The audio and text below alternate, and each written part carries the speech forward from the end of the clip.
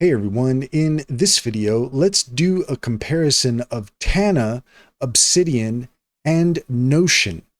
In order to do so, here we are at tana.inc, and we're also at obsidian.md, and we're at notion.com.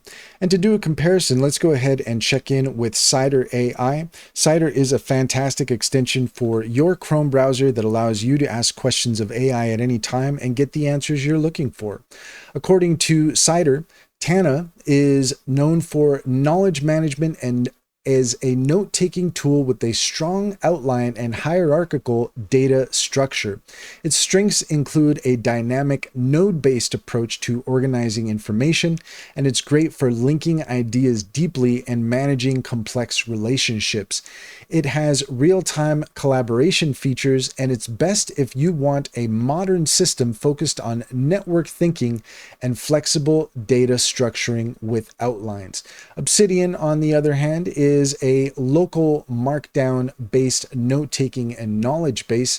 It works offline with local files. Your data is yours.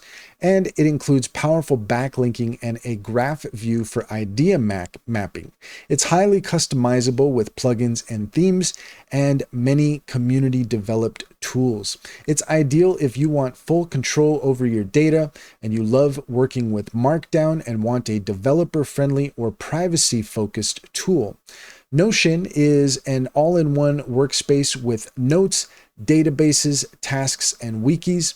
Its strengths include an intuitive drag and drop interface. It combines notes with project management and team collaboration, and it's good with templates and has easy access for beginners.